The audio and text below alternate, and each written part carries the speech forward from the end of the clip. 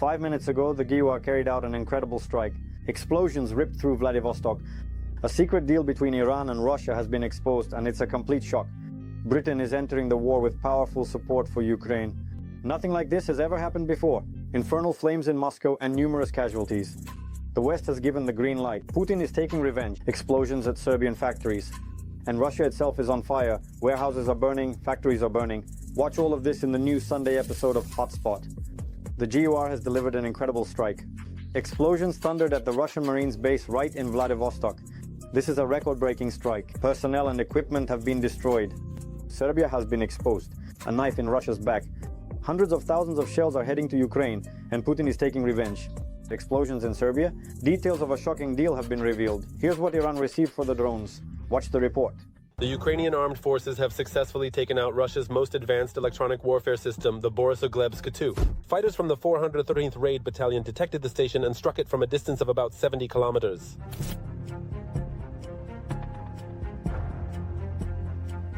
The occupiers have said goodbye to yet another electronic warfare system. Border unit fighters destroyed the Russian R-330 Zhitel electronic warfare system with precise strikes from kamikaze drones as the occupiers tried to hide it among buildings. Meanwhile, in Russia's Vladivostok, explosions rang out in the Desantnaya Bay area, where military equipment is loaded and unloaded. Law enforcement agencies and special services quickly cordoned off the area, set up checkpoints, and temporarily suspended traffic. However, the reasons for the incident have not been disclosed. Yeah, something was definitely happening, yes. A police car sped by, followed by 3 ambulances. Most likely it's related to that situation that happened at Shamora. Nothing is clear, but it's very interesting. And while Vladivostok is searching for the cause of the explosions, Germany has approved new military aid to Ukraine worth 5 billion euros, which includes funding for long-range Ukrainian-made weapons, ammunition supplies, and more. First and foremost, this concerns Germany's funding of long-range weaponry in Ukraine. And specifically, we're talking about Ukrainian-developed systems. In addition, it is reported that the German side will supply the Ukrainian Defense Forces with artillery shells, air defense systems, ground-based weapons, small arms, and accordingly, satellite communications. Meanwhile, against the backdrop of these negotiations, Russia has intensified its offensive and achieved its most significant gains since January, according to the BBC. In particular, the article notes that the city of Rodinske, which is 15 kilometers from Pokrovsk, is literally saturated with enemy drones. At the same time, since the beginning of the year, Russian occupier losses have exceeded 190,000 people. At the moment, the Russians' tactical gains amount to about 100 square kilometers. And it should be noted that the maximum tactical gains of the Russian occupation forces recorded in November 2024 were an advance into Ukrainian territory covering up to 750 square kilometers. Moreover, it should be noted that in the month of April, the Russians had their smallest tactical gains. Russia has also started using new Dan-M drones against Ukraine. However, the company that once manufactured them has long since ceased to exist. In other words, the enemy does not have significant stockpiles of these targets.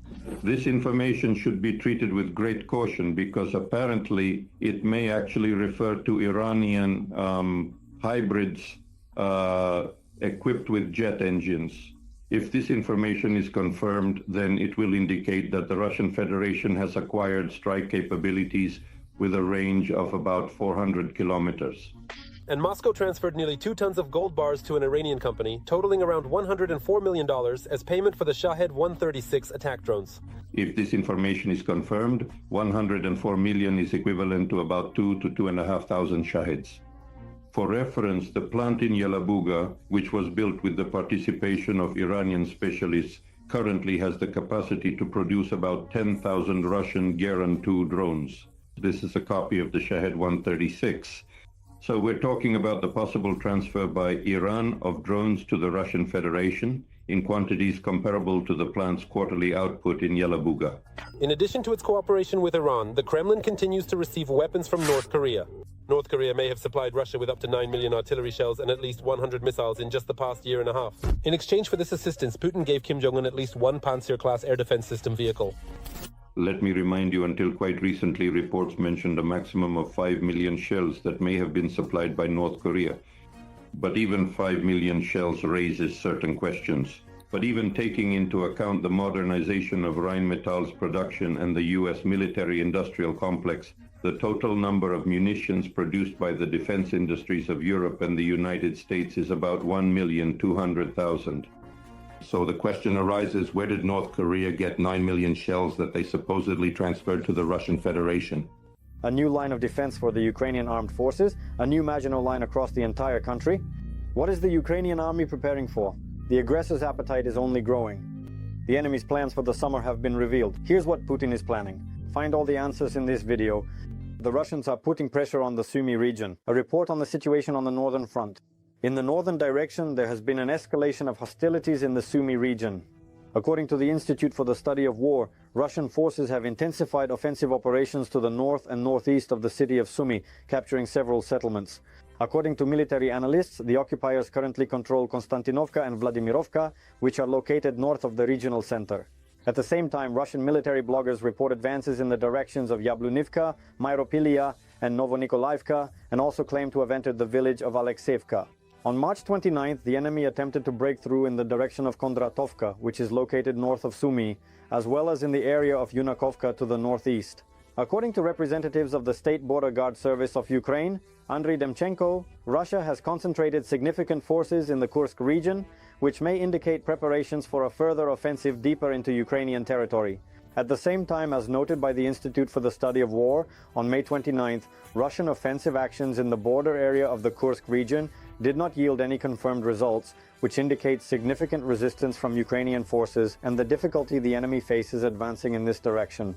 Amid the intensification of the Russian offensive along several fronts from Sumy to the south of Donetsk region, Ukraine is deploying a large-scale system of defensive fortifications, which analysts have already dubbed the new Donbas line. This is a response to the real threat of losing key cities and a strategic move to buy time and exhaust the enemy's forces. The new defensive line stretches for 350 kilometers from Kharkiv to Vilnopol in Zaporizhzhia. Its construction began in March and has been ongoing without interruption, covering key points such as Pechenihi, Izium, Shevchenkove, Kramatorsk, Sloviansk, Dobropilia, Mezhova, and Havrilivka. The most fortified section between Izium and Zolotai Kolodets includes 3 rows of anti-tank ditches, dragon's teeth, and barbed wire.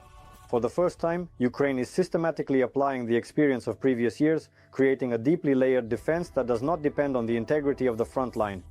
Instead of a continuous line of trenches, hundreds of independent T-shaped positions have been constructed, capable of conducting all-around defense even if neighboring sections are breached. The system relies on natural barriers such as rivers, elevations, and narrow passages, and includes strong points in cities equipped with infrastructure for prolonged resistance. Construction is complicated by the increased range of Russian FPV drones, which forces some fortifications to be moved deeper into the rear. This requires regaining air control primarily by installing anti-drone nets, without which the supply of positions could be disrupted. According to analysts, the new Donbas line is a last resort fortification, designed even for the worst-case scenario, the loss of Pokrovsk, Kostiantynivka, Sloviansk, or Kramatorsk. Ukraine is prepared for prolonged resistance, understanding that strategic advantage can be gained not only through offense but also through proper defense. Meanwhile, Russia is preparing a large-scale offensive. Donbas, the south, and the northeast of Ukraine are under threat. The Russian command is actively preparing a new phase of the offensive campaign, which could begin as early as this summer and continue into the fall. The main goal is the complete occupation of the Donetsk, Luhansk, Kherson, and Zaporizhzhia regions.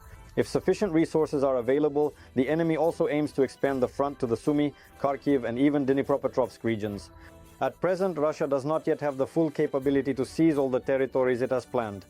However, the military grouping in key directions is rapidly being reinforced. In the northeast, in the border area with the Kursk region, more than 65,000 personnel have been assembled. Equipment and modern weaponry have been brought in, and a staging area has been established for advancing deeper into the Sumy region. The occupying forces have already captured 4 settlements, as previously reported. At the same time, the enemy is concentrating its forces in the Kharkiv direction, as evidenced by the activity of Russian aviation, artillery, and drones in the border regions. In response to the growing threat, Ukraine is strengthening its fortification efforts. Analysts note that such defensive tactics are crucial for holding back the enemy's advance. Recent events at the front indicate the gradual unfolding of a new wave of Russia's offensive campaign, covering the Sumy, Kharkiv, Donetsk, Luhansk, Kherson, and Zaporizhzhia regions. The enemy is building up resources, concentrating troops in the north and east, has already captured certain settlements in the Sumy region, is putting pressure on Kharkiv, and is engaged in heavy fighting in the Donbas. In response, Ukraine is relying on deeply layered defense and a strategy of wearing down the enemy. Defense has now become the main condition for maintaining the initiative.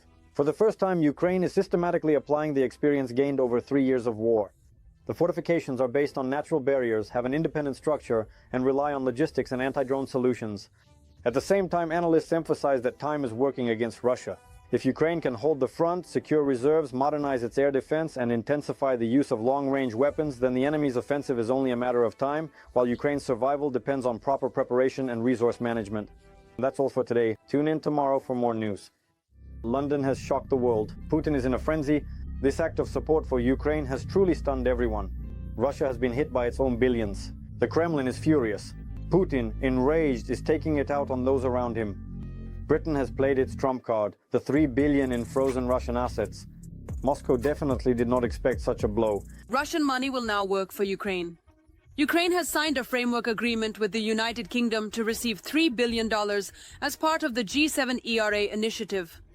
Thanks to our allies, the windfall profits from Russian assets are being directed to strengthen Ukraine's defense, specifically purchasing foreign-made defense products, implementing joint projects involving Ukrainian and international defense companies, and acquiring other critically important materials, including products that are specifically made in Ukraine itself. loan programs led by the G7 countries provide Ukraine with the finances needed to speed up the repair and maintenance of military equipment required on the battlefield. Ukrainian enterprises have the capacity for $35 billion, but a lack of funds prevents them from being fully utilized. That is why attracting windfall profits from frozen Russian assets will significantly strengthen the production and repair capabilities of Ukraine's defense industry. Back in 2022, London targeted the circle of people closest to the Kremlin. The assets of Russian banks were frozen in order to weaken Putin's war machine. They lost a lot abroad. They were simply robbed there. Kiev's international allies jointly imposed the harshest economic sanctions that Moscow has ever faced in history. The United Kingdom will continue to resolutely enforce our financial sanctions as part of our broader response to Russia's barbaric invasion of Ukraine. Britain holds the largest amount of frozen Russian reserves outside the European Union. Here, do you know what this is?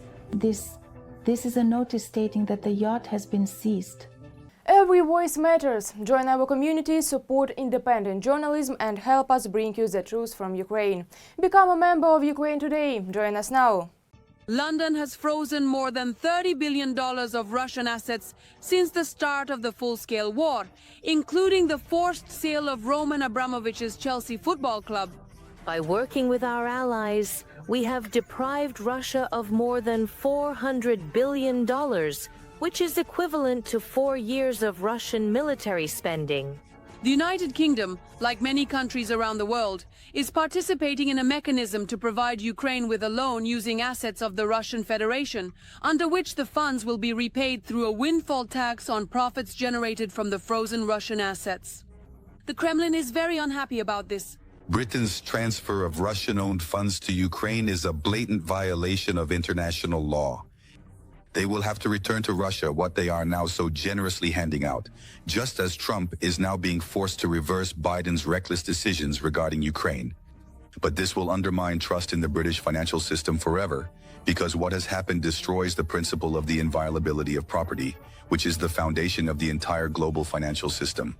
At the moment, about $280 billion of frozen Russian sovereign assets are held in G7 jurisdictions, and they will remain immobilized until Russia pays for the crimes committed against Ukraine. According to the U.S. Department of the Treasury, sanctions against influential Russian individuals have additionally frozen assets worth $58 billion, including luxury real estate, yachts, and private jets. In total, the partners have pledged to provide Ukraine with about $50 billion. The decision by the G7 leaders is a powerful signal of unity from the democratic world. Russia must feel the cost of its aggressive war against Ukraine and pay for its unlawful actions. Using the proceeds from immobilized Russian assets is one of the first steps on this path. $50 billion will make it possible to meet Ukraine's most urgent needs in 2025 and strengthen its resilience in the face of large-scale war. The ruble has significantly depreciated. The overall financial situation of the Russian Federation has worsened. It is expected that the federal budget will remain in deficit at least until 2026. Russia is experiencing a shortage of skilled workers, which puts even more strain on the economy. The economy of the United States of America has slumped. Germany, France, Britain, and the Russian economy has become #1 in Europe. We are among the 5 largest economies in the world. This is the result of the work, including that of the parliamentary body. But the deputies are lying, and the Kremlin dictator is not ready to end the war. At the same time, the Pandora's box of sanctions keeps filling up. Putin has driven Russia into an abyss.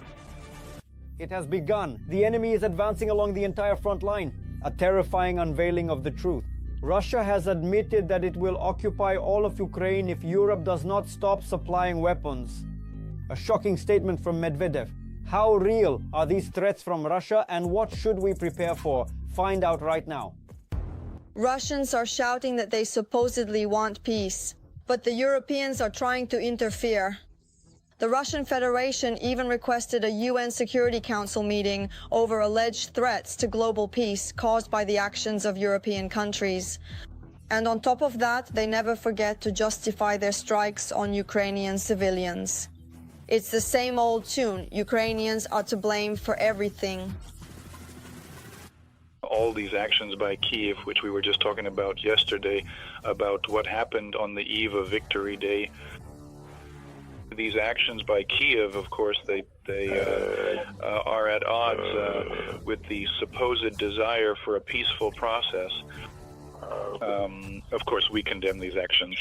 But they don't condemn their own attacks. In fact, they even call them natural. After all, supposedly the criminal must be punished. That's a direct quote from the head of the Russian Foreign Ministry, Lavrov. But all these accusations are just a typical fiction. It's simply convenient to blame anyone for delaying a ceasefire, anyone but themselves. And while Peskov and Lavrov go on justifying Russia, Medvedev, on the contrary, reveals Russia's true intentions. Russia wants to occupy all of Ukraine. The deputy chairman of Russia's Security Council posted a map showing almost the entire territory of Ukraine as a so-called buffer zone. And he threatened that this is exactly what will happen if arms supplies to Kyiv do not stop. The Russian Federation envisions Ukraine looking like this, and they insist, stop supplying Ukraine with ammunition so that we can implement our plan faster and get what he showed in his picture. The goal is to destroy Ukraine. And that's why all talk of peace coming from the Russians is just a bluff. After all, while high-ranking Russian officials are making statements, the Russian army is advancing. One of these directions is the Kharkiv region. From what is happening now, we can say that there is fighting going on there. But as for the Russian army, there are definitely no verified advances there. There may be some minor strategic developments. But once again, as for anything that has been verified and confirmed, there definitely isn't any. The Russians are also attacking in the Sumy region, and the situation there is more difficult than in Kharkiv. What is happening there now, I call it the reverse side of the Kursk operation, the dark side. Unfortunately, after the end of the Kursk operation, starting around the beginning of March, the Russian Federation began the gradual occupation of the Sumy region.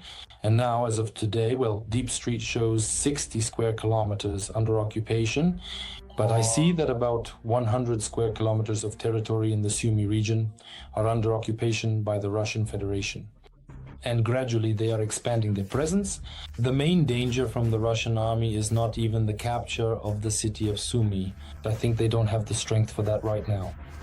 But to approach Sumy, for example, to within 15 or 20 kilometers and turn this city, once flourishing, into nothing but a wasteland. This is exactly what the Russians have already done in a number of Ukrainian cities that were once flourishing but have now been turned into ruins. The Russian military steamroller has been especially brutal in the Donetsk region. The occupiers continue to advance there. The situation is especially difficult in the Konstantinivka direction. In the last 3 weeks, there has been active advancement. The road between Pokrovsk and Konstantinivka is no longer under Ukrainian control at all. Russian troops are physically present there, and as far as we can see, the Russian army currently has objectives, goals, and the desire to advance in two directions. These are toward the city of Konstantinivka and toward the city of Pokrovsk, just from different sides. If previously they tried to bypass Pokrovsk from the west, now they will also be putting pressure on it from the east. The main objective is to cut off all of Ukraine's logistics, to burn everything, and then, according to the Russian plan, the Ukrainian defense should collapse on its own. This is the main objective in this direction. After all, Pokrovsk opens the road for the enemy to Dnipropetrovsk region to set foot on the land of yet another Ukrainian oblast, so that they can then lay claim to it as well. This is already the well-known and sadly familiar tactic of the Kremlin. Once again, as in February 2022, Ukraine is left with only one option: to defend itself and mostly rely on its own strength, while the whole world, just like at the start of the full-scale invasion, is more of a spectator than a helper. Russia is in shock. Nothing went according to plan. Airfields are burning, depots are exploding, and new deliveries of Western weapons are turning the enemy's rear into a strike zone. Ukraine is receiving missiles that the Kremlin is afraid to even mention. Taurus is just the beginning. Even more powerful and longer-range ones are still to come. Find out right now which countries have already given the green light and what weapons are heading to the front. The German Taurus missile is designed for precision strikes and for hitting highly protected and underground targets. The German missile carries a multi-charge warhead designed to hit dispersed small targets, such as air defense positions, launchers, and command posts. It flies low along a terrain-hugging trajectory at an altitude of about 30 meters. The range is over 500 kilometers. These missiles are capable of striking inaccessible locations, enemy aircraft positions, missile systems, and ammunition depots. It also has a greater range than other missiles we have already received, and it is resistant to electronic warfare measures. At present, the Luftwaffe has 600 Taurus missiles in service. How many will be transferred or have already been transferred to Ukraine is unknown. But most importantly, Ukraine has effectively received permission to strike Russian territory with German missiles. At the end of July last year, the Ukrainian armed forces struck military targets in occupied Crimea with Scalp missiles. A military airfield in the city of Saki was hit, and one of the missiles also struck the location of a Russian air defense unit 5 kilometers from the village of Shelkovich-Noye in the Saki district, as a result of which a radar station installation was destroyed.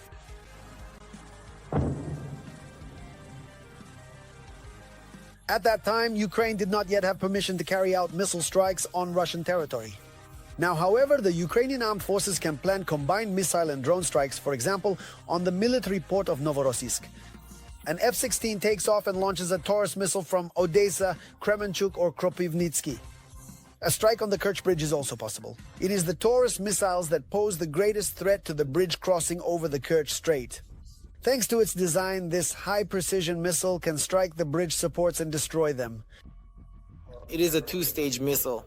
There is a precursor charge, a penetrator, which detonates before hitting the target. Its purpose is to destroy obstacles or a layer of earth that precedes the main target. After that, there is a delay mechanism that can be set for a specific period of time, and then the main warhead is triggered. First, the penetrator breaks through obstacles, a layer of earth or concrete, and then the main warhead is activated. Now, such Russian cities as Tula, Kaluga, Smolensk, Bryansk, Orel, Voronezh, Belgorod, Taganrog, Rostov-on-Don, and Volgodonsk are under threat. In fact, the entire military infrastructure in the European part of Russia needs to be relocated to the Asian part of the country. We have all been waiting so long for what Merkel has done. This is a display of true leadership qualities. He is telling Ukraine directly, use and strike with our missiles wherever you think is necessary.